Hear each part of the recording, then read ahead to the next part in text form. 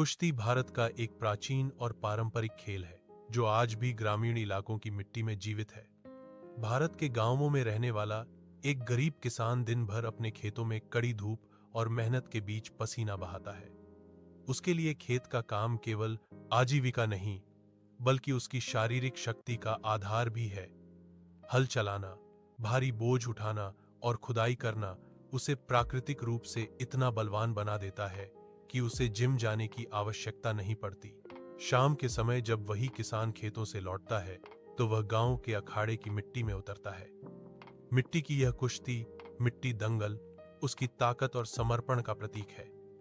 एक गरीब किसान के पास भले ही आधुनिक खेल उपकरण या महंगी डाइट न हो, लेकिन खेतों की मेहनत उसे लोहे जैसा मजबूत बना देती है। कुश्ती केवल एक खेल नहीं बल्कि किसान के संघर्षपूर्ण जीवन की झलक है।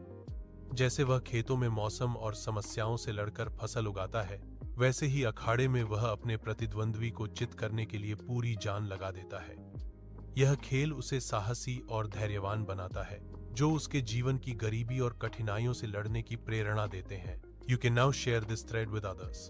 एक पुराने पीपल के पेड़ के पास चूहा, कबूतर और तोता गहरे दोस्त थे।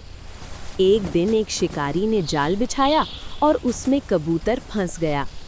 कबूतर को मुसीबत में देख तोता तुरंत उड़कर गया और अपनी तेज आवाज से चिल्लाकर चूहे को बुला लाया।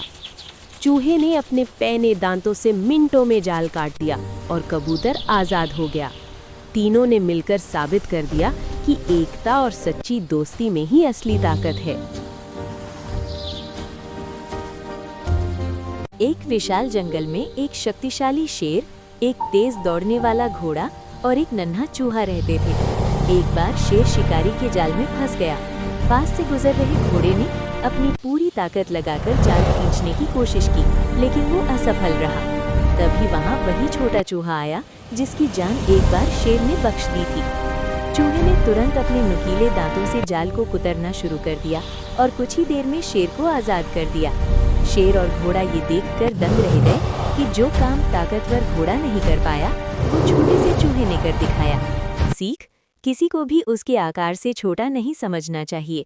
हर जीव की अपनी शक्ति और एक शांत गांव में कमला नाम की एक बुजुर्ग महिला अपने वफादार कुत्ते मोती के साथ रहती थी। कमला अकेली थी, लेकिन मोती की मौजूदगी ने उनके घर को खुशियों से भर रखा था। दोनों साथ में सुबह की सैर पर जाते और शाम को बरामदे में बैठते।